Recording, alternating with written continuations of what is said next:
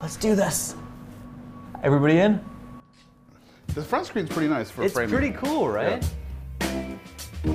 This Week in Gear is presented by Flipboard.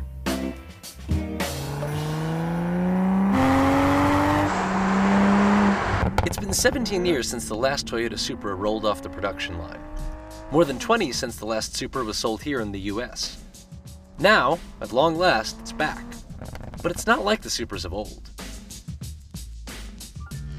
The new 2020 Toyota Supra was co-developed with BMW.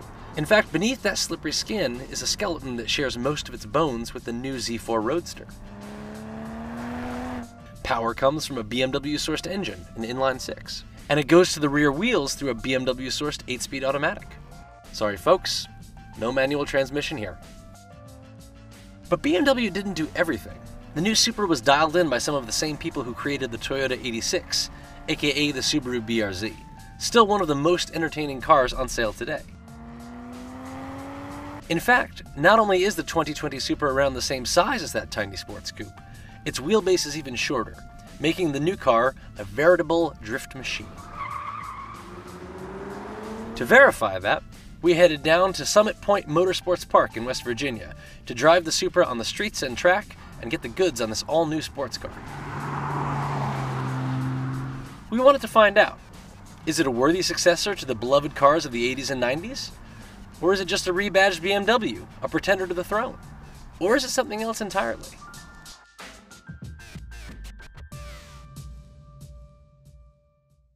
This is the first new Supra in 2 decades, right? That is correct. Yeah, the first one we've had here in America. They sold one in Japan through 2002.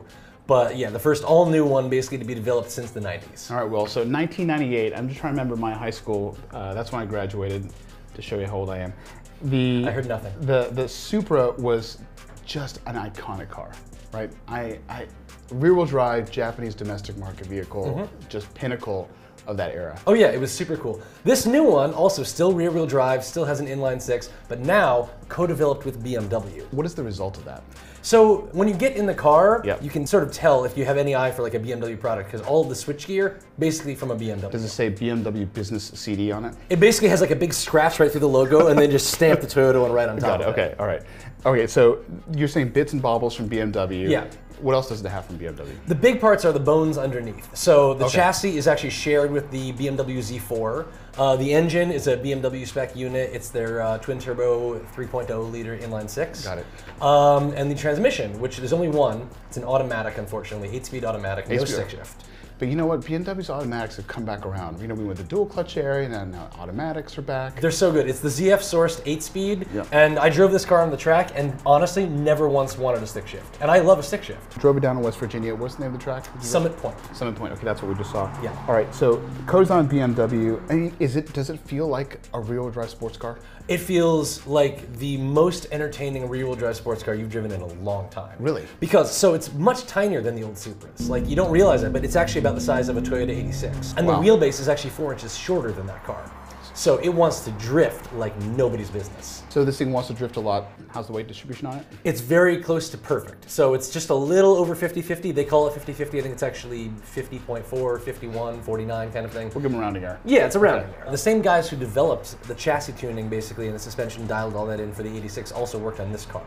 So it is very similar in the say it's very forgiving. I was driving around on the track and you can see it's like I was taking some ugly lines on purpose to try and get like the rear end to kick out, and every time it does, it slides right back in, easy as pie. Is Toyota putting narrow tires on this, or are they pretty substantial? They're pretty substantial tires. They're I think 275s all around. Oh, that's pretty wide. Yeah, but they also, it's a specially developed Michelin compound. I've heard some independent testing, they pull more than 1G, unlike the skid pad. Really? So it's a grippy tire, yeah. For a real world person, how does this thing drive?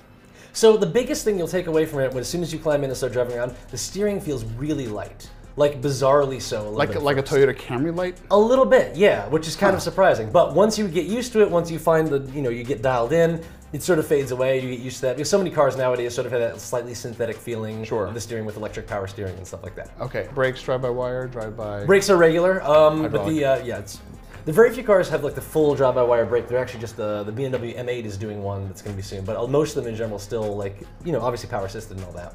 I'm just wondering if it's a hoot to drive.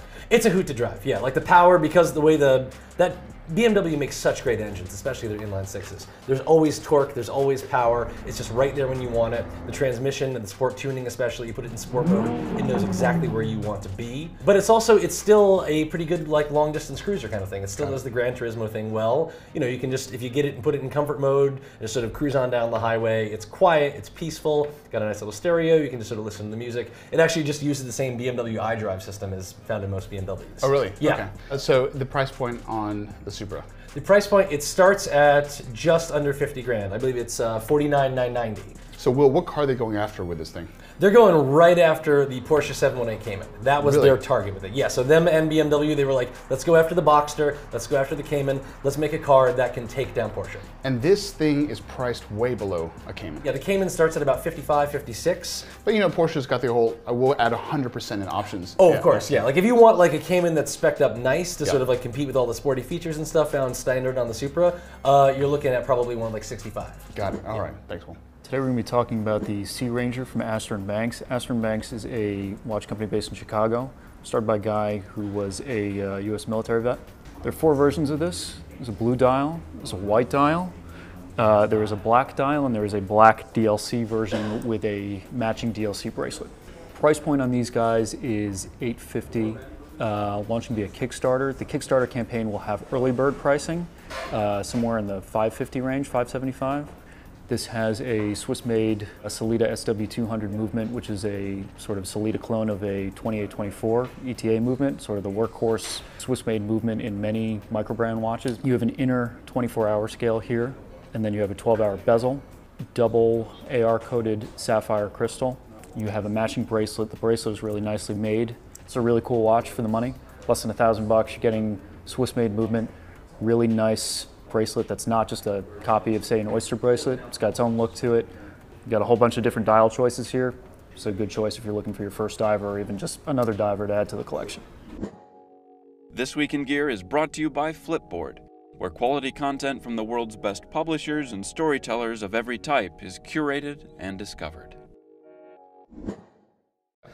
So Will, I'm a chimney starter, charcoal briquette, like steak, sometimes even on the Right. charcoal kind of guy. But this Traeger ironwood wood pellet grill, I don't know anything about wood pellets, so can you tell me about this? Yeah, a lot of people like yourself, charcoal enthusiasts, wood enthusiasts, sort of see wood pellet grilling in general as sacrilegious to grilling. Yeah. It combines natural fuel, so little wood pellets. They look like what you'd feed ducks at a pond or something, with modern computers and motors and electricity and whatnot. You have to plug it in, so it's not like that nice analog kind of like caveman grilling experience. However, what they do offer is like wild levels of temperature control. So you can set, let's say you wanted to do a pork butt or something, you can set 225 on your grill or 250, whatever your choice is. 15 minutes later, it'll be right at that point, smoking, what have you, everything you need. You can put your food on, put a little temperature probe in it, and the grill itself will fire, all the internal temperature to your phone, all that. So it's all about the control. It is a product that makes kind of an inconvenient task. So long cooks, or it can sear meat, it can do that, but Sure. longer cooks, ribs, what have you, it makes those things convenient. So it makes things convenient. Yes. So all across the country, there's different styles of grilling that people love. Like the Pacific Northwest, our producer's wife has told us this, that Traegering is like what you do. Right. It's by far the most popular currently and has been historically Yeah. in the Pacific Northwest and the West Coast. However, it's kind of losing what it was previously Its thought of regionality. its regionality, whereas as a niche product, because of the reasons we talked about, it is far more convenient. You can cook virtually anything on it you want, and advances in the technology of the actual grill. So you took like half our office out last week I did. to Traeger out I in did. Brooklyn. Much to the dismay of many editors in the office. But we made, in 4 or 5 hours, we made sort of picture perfect smoked ribs. That's what we were just saying. Without having to lift the grill more than a few times. It's virtually, whereas with a charcoal grill or a wood fire grill, you're constantly sort of like reshuffling coals or pushing things around. You're opening vents. You're sort of monitoring, engaging, and making sure you're not destroying the meat you put in there. With this grill, it's doing all that for you, and so doing all that via computer. So Will, you said basically this grill is like as hands-off as can be expected. Yeah, precisely. There's where you're normally pushing coals around, you're monitoring temperatures at the coal level, at the grate level, the ambient temperature above your food. The grill does all that for you in this case. Can you still do what I would consider sort of a bog standard steak on this, or does it really need to be focused more on long style? I would say that it is far better at long style grilling. However, it can reach temperatures in the 500-degree range, or just at 500 degrees where it's capped, which is a temperature that is, it's capped. It is plenty hot to sear a steak. Sure. However, in that category, frankly, it's very difficult to beat a gas or charcoal grill. Charcoal can reach 900, 1,000, so on and so forth. And you're also, it's just the convenience factor of a gas grill is hard to beat when you're grilling a steak. It's sort of something you want to have done in 20 or 30 minutes. The Traeger is going to have a 10 to 15 minute heat up time, and probably a little longer cook time because it's not going to reach those same temperature levels. So the Traeger grill that you used, the ironwood pellet grill, yes, basically performed up to snuff, up to expectations? Yeah, it's unless you were, when you consider how much work you're removing from the smoking and the grilling process, the food that results from it is sort of wild. So. All right. You've got me convinced here. Okay, thanks, Will. If you're looking for the perfect rain jacket for late spring and summer temperatures, Valence has you covered. The sub-brand of Vancouver-based outerwear company Arc'teryx just released the Roam jacket, which retails for $650. Made with Gore-Tex featuring shake-dry technology. It has taped seam construction, no adjusters on the hood, and reflective details on the brim, hem, and upper back. Another cool thing about it is there's no exterior branding, so it doesn't look like you're wearing a performance jacket. It has 2 hand pockets and 1 interior secure pocket you can pack it into. So if you live in humid urban areas that expect a little bit of rain this summer and you want something that's more appropriate for job than the mountains, this is the jacket for you. So Andrew, we've got the new GoPro Hero 7 here, and we've got the new much anticipated but controversial DJI Action Cam. Yeah. Yeah, I mean, we use the GoPro Hero 7 here in-house, the Black Edition 4K. So I was really excited to get my hands on the Action Cam and just see how it holds up. Obviously, this is a camera that's going to try to compete specifically with the GoPro. I can't help but feel like there's a lot of derivativeness in the design. You're definitely right, if you compare these two side by side. I think a little bit of that is that there's so many accessories for the GoPro that you kind of need an infrastructure there. Like you can use your grip, you can use all of like the same, it uses the same mounts. Like 3 slotted mount. So that helmet cam that you have, you can just kind of change it over. Well, okay, so let's talk about the performance.